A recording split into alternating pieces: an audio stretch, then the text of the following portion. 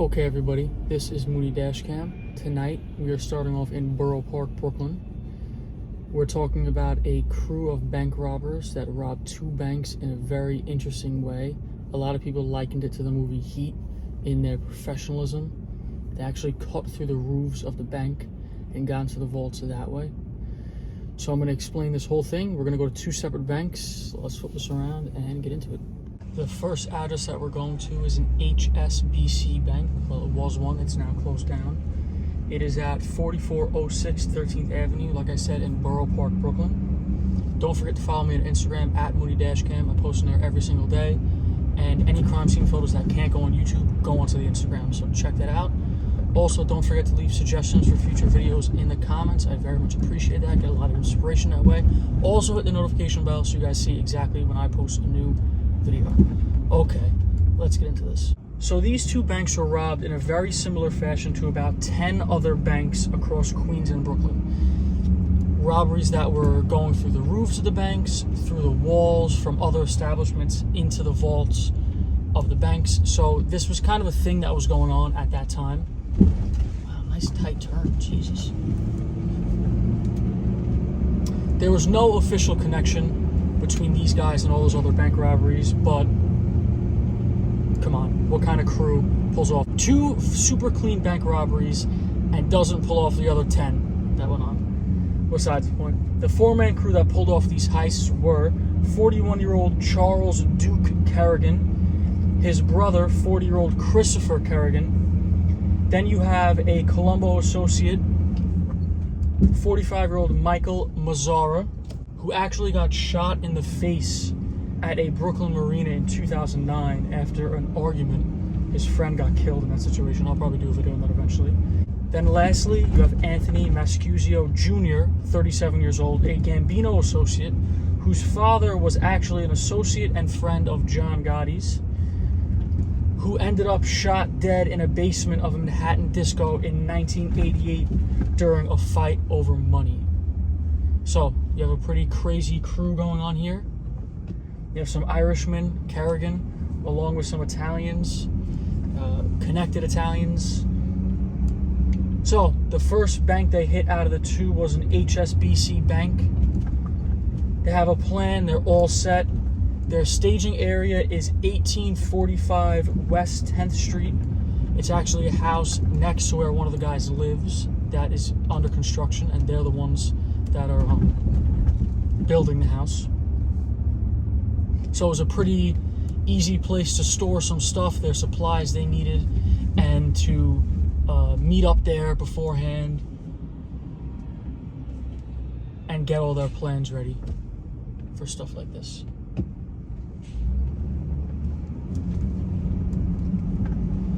So they gather up all the supplies they need: gas tanks, blow torches, grinders, ladders, other supplies, tarps, other random stuff they would need, fire extinguishers just in case anything sets on fire. So these guys were very thought out. They went about this literally like a movie. I understand how people liken it to the movie Heat, because the way they pulled this off was kind of incredible. So it's important to the story to realize what a big Jewish community there is in Rego Park. We're not technically in Rego Park right now, but that's where we will be in a couple minutes here. So they planned this robbery April 8th to the 10th. That was the weekend of the Jewish Sabbath. So banks are closed that whole weekend. So they knew they would have a lot of time to do whatever they had to do inside that bank without being disturbed by anybody, from Friday night to Monday morning, if they really needed to go that long. A cool thing about these crimes is that there's a lot of pictures of what went on. There's a good dozen pictures of each bank, and the holes in the roof, and the cops looking around. It's all stuff like that, so it's very cool. I'll be adding those in, obviously, throughout the video. So what they do, some articles you'll read will say that they went through a vacant store next to the bank, that they used it. I don't see really any evidence of that. I read it in a couple articles, but it doesn't really seem to make much sense to me. I could be wrong. I'm wrong a lot of the times in these videos. So they go around back behind the bank, and there is this fenced off area that maybe, who knows, maybe there's some gas lines back there or something that maintenance people would have to get to, but they cut a hole in that fence. Now, the area that they actually went behind, you can't get to anymore. There's a big building that was built there. So, this robbery couldn't take place today. So, of course, you have one guy looking out while all this goes on. So, they cut the bottom piece of the fence, they slipped their ladder in there, and then they cut the top portion of the fence to put the ladder all the way up through the top of the fence. Climb up the ladder, and then at the very top of the HSBC bank, there was a hatch. They popped open the hatch, and they dropped right into the bank that way. Now, the alarm did not go off. Why did the alarm not go off? Because the wires were actually cut previously when the employees were still in the building. So a lot of people think that this may have been an inside job. No one got arrested in connection with it being an inside job. Like none of the employees of the bank got in trouble for this. So there's no real evidence for that, but how would they get the wires cut while the employees were still inside? It's near impossible. Now, once they're inside the bank, I guess what they like to do always is go into the top of the vault. Maybe there's less security that way, I don't exactly know. But they burrow through the ceiling and they cut open the top of the vault and they get in that way. You know what's perfect about this bank, the best part of it? There's a fire hydrant right outside. So it's just a spot for me. It's beautiful. It's a beautiful thing. Get parked up here quick. We'll hop out and I'll finish the rest of the story for you guys.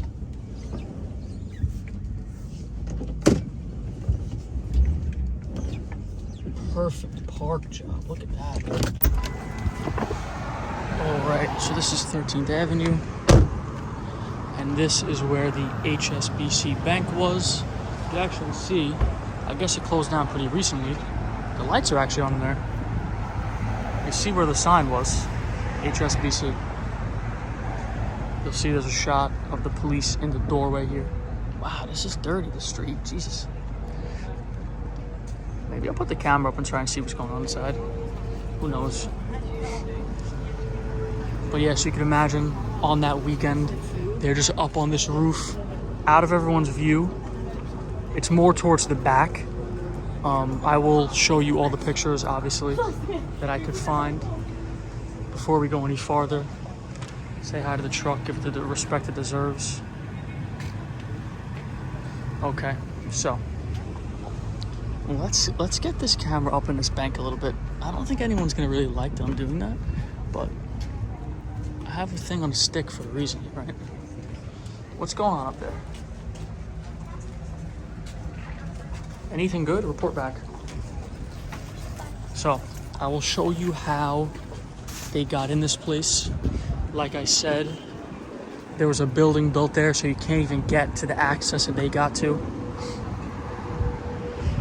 Oh, you know what? Today, I was actually recognized by a guy. His name was Richie. Shout out to him. He says he watches all my videos. So, this physical therapy building, I don't believe was here in 2016 when this happened. If I didn't mention that it happened in 2016, that's when it happened. So, what they did was this seemed like it was maybe a grass lot at the time. Cutting holes in a chain link fence and using a ladder to get to the roof where they... And they walked back here. See where this building ends? They walked back, and that's where that gate was that they were able to cut open. But on the other side of the building, there's a little bit of an alleyway. So I'm gonna go over there and check it out. Now, they're inside the vault. They blowtorched up the top. They're inside. And what do you do now besides steal as much as you can before... They're not even worried about anyone coming because they know the alarm's off. They know where the cameras are. They did this whole entire heist without being on camera once. Pretty incredible. I'd love to know when this closed down or why it closed down. I think they may have lost trust in the community after this happened, because they go in, they break into all the safety deposit boxes. In the vault itself, they got $330,000 cash, which is crazy for a bank job. A lot of money. Then in the safety deposit boxes, they get an untold amount of money because nobody knows what was actually in them. Besides, later on, you get insurance claims from everybody.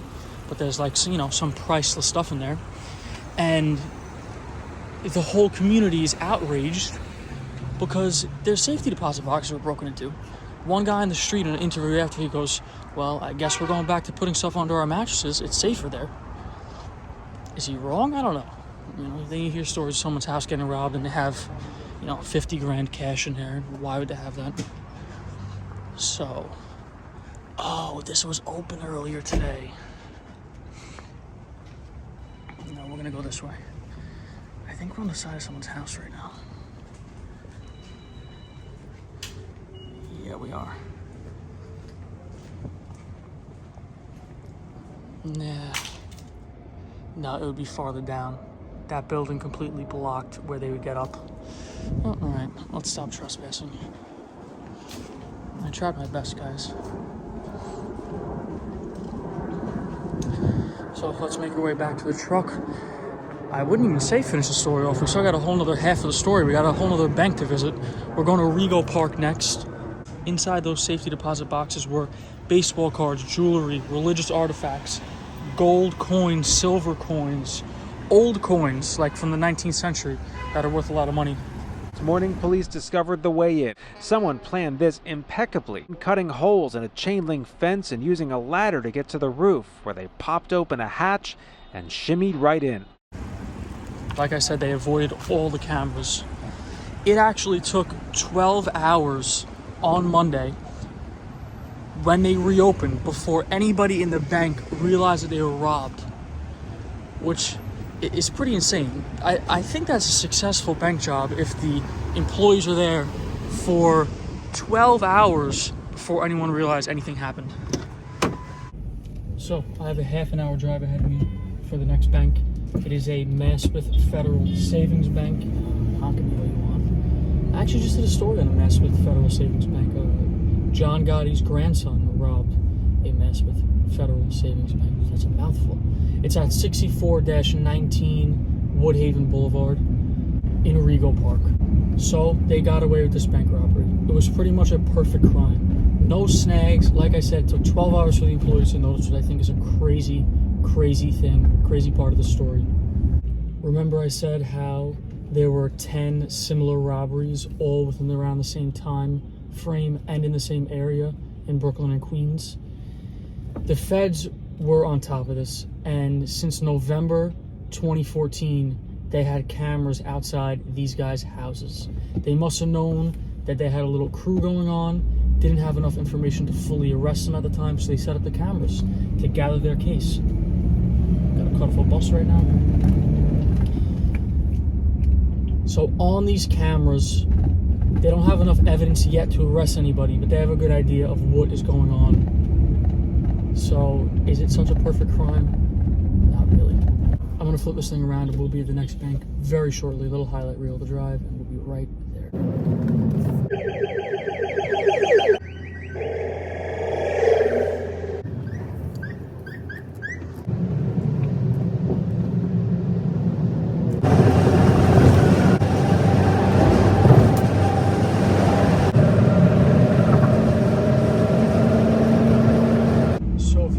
To the left, that's actually the bank right there, Massachusetts Federal Savings. We're going to loop around and pull right. It's that perfectly placed gas station right next to it. I'm sure the robbers thought the same thing. So, a little over a month later, they plan their next heist, which is this one. Oh, did I blow the light? No. The date for this is the weekend of May 19th to 22nd. I don't know exactly what was going on that weekend. I looked up the dates and there wasn't like a holiday or anything like that. So maybe they just picked a random weekend to do it. But either way, they go collect all their supplies they need again. This time going out and buying plywood and tarps. Can I make this U-turn? Wow, we found a road that the truck could do a U-turn on. That's incredible. So they buy plywood and tarps. I'll let you know why in a second. They cut open the back gate, very similar, but this time they just cut a chain because there was a back gate that actually opened. And and they put a ladder up to the roof, a ladder that was spray painted flat black, I guess to blend in to everything over here. Right. I don't know if you guys noticed, but I don't really use my blinkers that much. It's a bad habit I formed. Alright, this is the site. Right here, like I'm getting air at the gas station. Nobody question me, please. So I'm realizing this is a great way to end up on a watch list of some sort. But I think I say that every time I film a bank at night. So they come to the back here, they cut open that gate. Here's the bank. They cut open the gate. They get their flat black ladder and they set it up. I'm also snooping around the back of a gas station right now, so that's really great.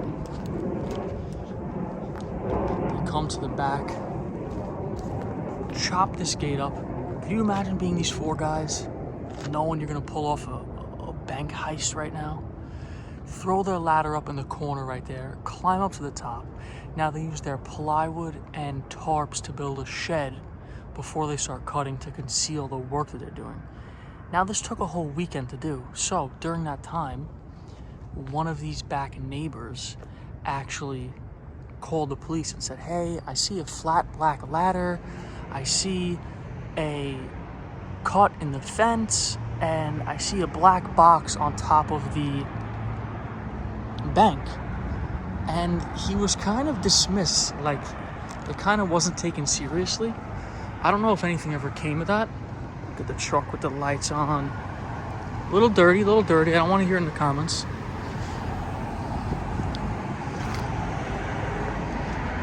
Go to the front, see what's going on over here.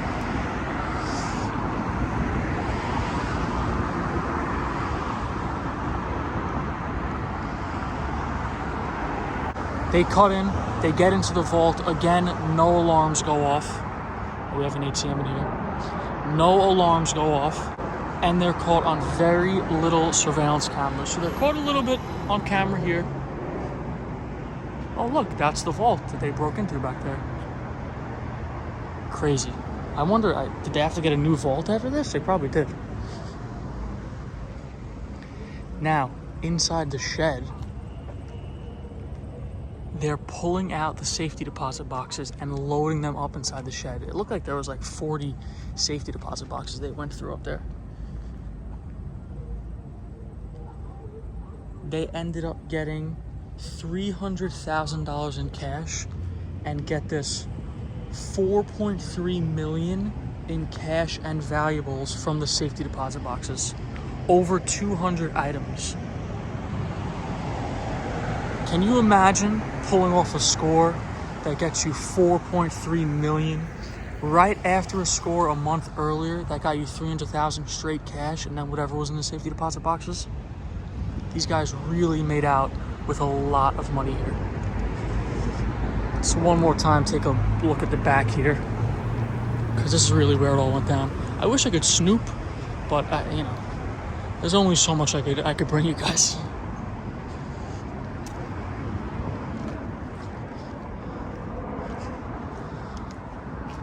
I'll show you all the pictures, of course. I'm sure I already showed a bunch in the video. Right up there. So they're covered by that little wall. I guess they put the box up. The box was up facing the front, but no one could really see them from the front. I guess they were just being cautious. But people could see them from the back. And they're cutting with blowtorches. Stuff's kind of loud and, you know, bright. But hey, the story does not end here. It's crazy. It goes on and on and on. So now they're living these lavish lifestyles, buying all the sorts of stuff for themselves. Let's finish off in the truck. Can't forget the outfit check.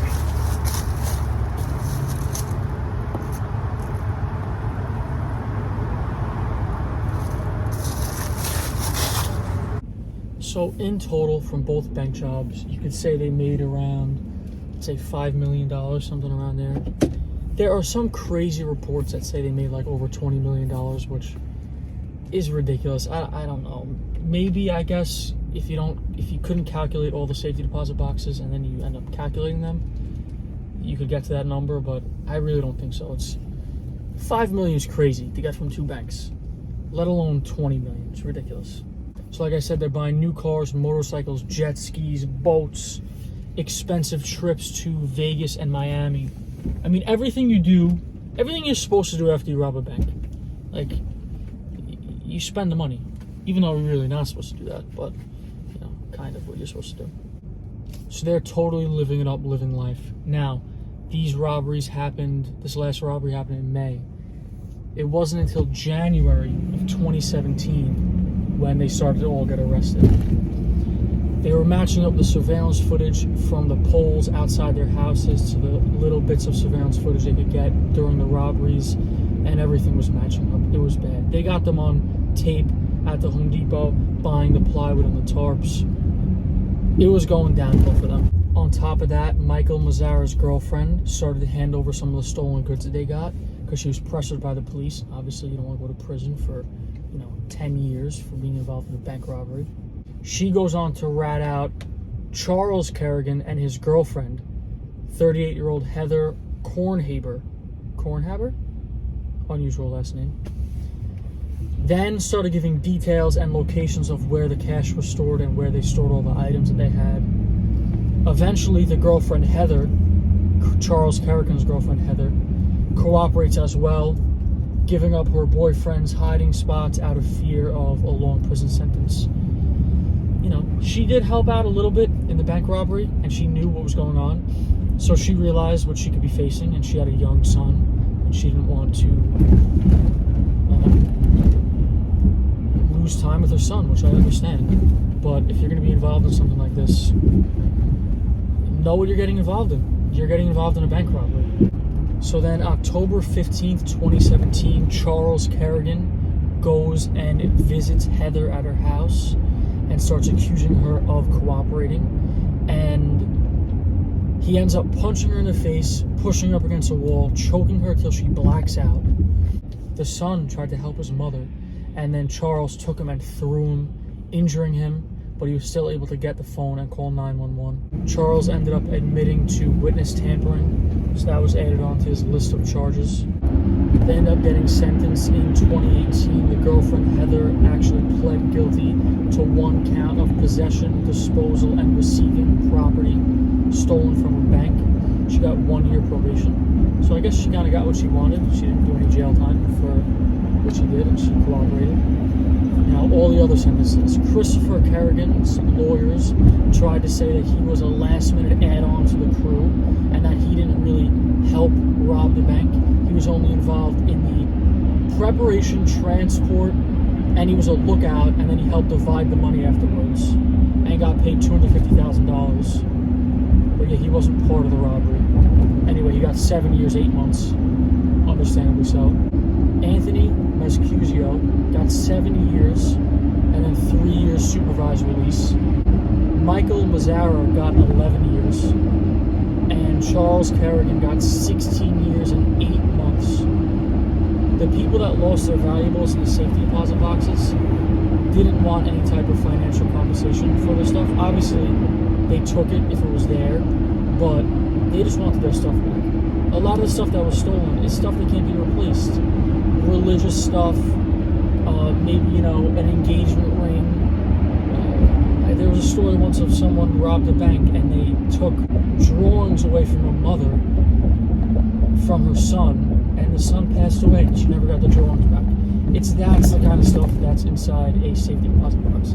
It's not just about the jewelry and the cash. It's things people find valuable and they stash it away. Hope you guys enjoyed. That's pretty much everything I have to tell you about this ridiculous incident of these super, super professional bank robbers. They wouldn't have got caught if the FBI wasn't already onto them before this whole situation. So I will see you guys in the next one.